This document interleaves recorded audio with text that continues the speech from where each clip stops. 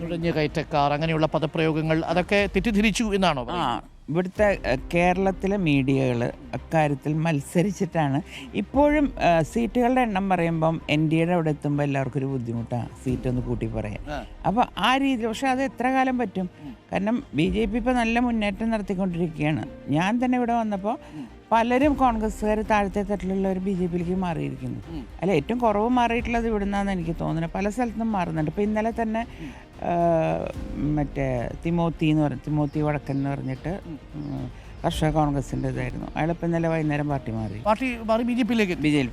ഈ കേരളത്തിൽ ഇക്കുറി ഒരു തവണ അക്കൗണ്ട് തുറന്നു നിയമത്ത് അത് കൂട്ടി. പക്ഷേ ഇക്കുറി ഒന്നിലേറെ അക്കൗണ്ടുകൾ തുറക്കുമെന്നാണോ ചേച്ചി പറഞ്ഞത്? അതെ, അത് ഉറപ്പാണ്. അതിലൊരു അക്കൗണ്ട് തൃശ്ശൂരാണോ?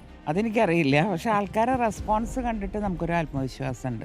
പ്രത്യേകിച്ച് സ്ത്രീകൾ. അവർ പലരും എന്നോട് പറയുന്നത് പത്മേച്ചി ഇപ്പോഴാണ് ശരിയായ സ്ഥലത്ത് എത്തിയെന്നാണ് എന്നോട് പറഞ്ഞത്. അങ്ങനെ പറയുന്നുണ്ട്. അതാണ് പറയണത്. മോദി ഗ്യാരണ്ടിയിൽ അവർക്ക് വിശ്വാസം ഉണ്ടെന്ന് തോന്നി തുടങ്ങി. ഉണ്ട്. മോദിയോട് എന്താ പറയണ്ടത്, ഭയങ്കര ഒരു ഭ്രാന്തമായിരിക്കും ഇവിടുത്തെ ആൾക്കാർക്ക്.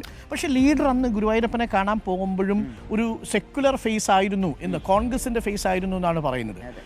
അപ്പോൾ ഇപ്പോഴും ചേച്ചി പറഞ്ഞത് ഓർമ്മിക്കുന്നു, ലീഡർ ഉണ്ടായിരുന്നെങ്കിൽ ഒരു പക്ഷേ BJPയിൽ പോകുമായിരുന്നു എന്ന് പറഞ്ഞു. അങ്ങനെ ഉറപ്പിച്ച് പറയാനൊരു കാര്യം ഉണ്ടായിരുന്നു. അന്ന് ചില ആളുകളൊക്കെ എന്നോട് പറഞ്ഞു, പപ്പ ചേച്ചി അങ്ങനെ പറയേണ്ടി വരും, ലീഡർ ഒരിക്കലും പോയില്ലായിരുന്നു എന്ന്. അച്ഛൻ പണ്ട് പാർട്ടി മാറി പോയിട്ടില്ലേ?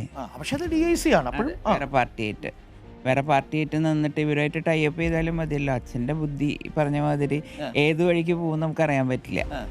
പിന്നെ ഈ പറഞ്ഞ മാതിരി അച്ഛൻ വളരെയധികം വേദന അനുഭവിച്ചിരുന്നു ഈ കോൺഗ്രസ് പാർട്ടിയിൽ നിന്ന്. അവസാന കാലത്തൊക്കെ ഭയങ്കരമായിട്ട് തഴയപ്പെട്ടിരുന്നു, ഒറ്റയ്ക്കിരിക്കുന്ന സന്ദർഭങ്ങൾ.